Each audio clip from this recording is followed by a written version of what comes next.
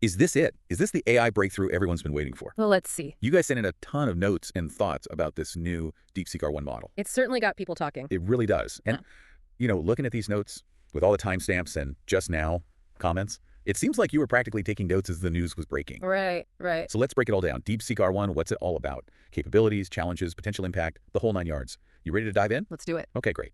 So right off the bat, these notes highlight something pretty fascinating. DeepSeek R1 uses something called reinforcement learning. And it sounds like that sets it apart from other AI models out there. Yeah, it's a totally different approach from what we usually see. A lot of AI models rely on huge amounts of data, labeled data, to learn. But DeepSeek R1, it's like they're teaching it more like you'd train a pet. Like teaching a dog a new trick. Exactly. With reinforcement learning, you're not giving the model a million examples and saying, this is a cat, this is a dog. Instead, it's more about letting it interact with its environment and learn through trial and error. So it makes a decision, sees what happens, and then gets feedback. Right. Think of it like giving a dog a treat when it does something right. DeepSeek R1 gets rewarded for making good decisions, so it starts to develop a deeper understanding of how things work. That makes a lot of sense. And it's interesting, the notes also mention how DeepSeek R1 evolved from earlier versions like DeepSeek V3 and R10. It seems like they've been iterating and refining this technology for a while. Oh, absolutely. And you can see that evolution in how they've tackled the accessibility issue. Not everyone has the computing power to run a massive AI model like DeepSeek R1, so they've come up with these distilled versions. Distilled models, what are those? Imagine taking the power of a huge supercomputer and condensing it down so it can run on your laptop or even your phone. Oh, wow. So they're making this powerful AI accessible to pretty much everyone. They're definitely trying to. But hold on, there's a catch. Some of the notes raise concerns about privacy. Yeah, I see that. Especially because DeepSeek R1 is developed by a Chinese startup. Right. And there's a note here about ad blockers, of all things, potentially restricting access to the model. Interesting. Just seems odd. If this technology is as groundbreaking as everyone's saying, wouldn't they want to make it as widely available as possible? You would think so, wouldn't you? But the notes suggest one possible solution is local deployment. What does that mean? Basically keeping the data and the processing on your own device. Okay. So it's not sending information back and forth to some central server that might address some of those privacy worries. Makes sense. But wouldn't that also limit how quickly the model can learn and adapt? Yeah, that's the trade-off. It's a balancing act, figuring out how to make this technology accessible while also protecting people's privacy. And then there's the whole regulatory landscape to consider. Looks like the notes are predicting the U.S. might crack down with some pretty strict restrictions. Yeah, the U.S. government hasn't exactly been shy about expressing concerns about AI, especially AI coming from overseas. But on the other hand, the EU's response seems less clear-cut. They might take a more cautious approach. We'll have to see. It'll be interesting to see how those regulatory differences play out, right? Definitely. It's going to shape how DeepSeek R1 is adopted globally. For sure. And at the end of the day, it comes down to finding that balance between promoting innovation and addressing concerns about data security, about who controls this technology. Right. Okay, let's get into the nitty-gritty. How well does DeepSeek R1 actually perform? Well, from what I'm seeing in the notes, it sounds like it's crushing those traditional AI benchmarks, the standard tests. But then there's this whole ARC AGI dataset. ARC AGI. That sounds intimidating. It kind of is. It's basically a dataset designed to test an AI's ability to solve really complex problems. Complex how? Problems it's never encountered before, and with very little guidance. So they just throw a curveball at it. Yeah, exactly. They call these few-shot prompts, and it's considered to be the ultimate test of artificial general intelligence. Can an AI think outside the box? So it's like DeepSeek R1 might be a straight A student when it comes to the regular curriculum, but can it handle the advanced placement courses? That's a good way to put it.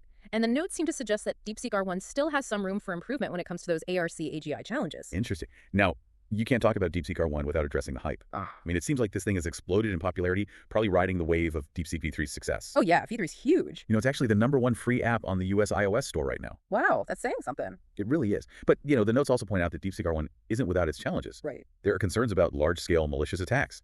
I mean, any technology this powerful is going to attract attention from people who might want to exploit it. Absolutely. And then, of course, you've got those regulatory hurdles we were talking about. Especially in the US, it sounds like those could really put a damper on DeepSeek R1's progress. It's going to be a tough road to navigate, that's for sure. Yeah.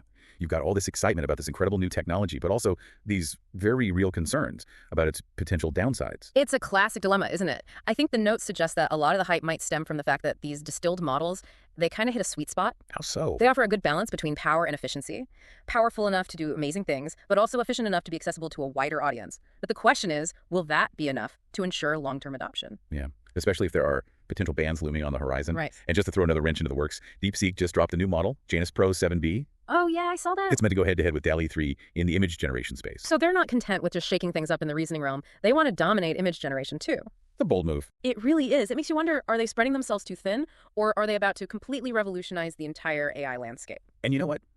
I saw this note here that NVIDIA's stock price dropped 17% the day all this news broke. Wow, that's significant. So it seems like these advancements are sending shockwaves through the entire tech industry. Absolutely. So what does this all mean for our listeners? That's the big question, right? Well, the notes offer some pretty practical advice. First off, test DeepSeek R1 thoroughly. Don't just assume it's going to be the perfect solution for everything. See how it performs for your specific needs. Right, run your own experiments. Exactly. Also, explore the potential of synthetic data. That's a good one. That could be a way to address some of those privacy concerns by training AI models on data that's not tied to real individuals. Right. And of course, stay informed about those evolving regulations. Those are going to be crucial in determining how this technology unfolds. Absolutely. And I'd add, keep an eye on those ARC AGI results. How DeepSeek R1 performs on those tests is going to tell us a lot about its true capabilities. Okay, so we've covered a lot of ground here. DeepSeek R1, it's powerful, it's controversial, and it's definitely got everyone's attention. What are your final thoughts? I think it's clear that this technology has incredible potential. I agree. But we need to approach it thoughtfully. Privacy, regulation, security, these aren't just minor details. They're crucial factors that will determine whether DeepSeek R1 lives up to the hype or becomes another cautionary tale. The notes seem cautiously optimistic about its future, especially with that possibility of local deployment. But here's something for everyone listening to ponder. What is the emergence of DeepSeek R1, its rapid evolution, this intense competition? What does it all tell us about where AI is headed? Are we on the verge of a future where AI is seamlessly integrated into our lives? If so, what will that mean for you, your work, your industry, your world? A lot to think about. Thanks for having me. Thanks for joining us. Of course. And thanks to all of you for sending in your notes and thoughts. Keep them coming. We'll be back next week with another deep dive into the latest AI developments. See you then. Bye.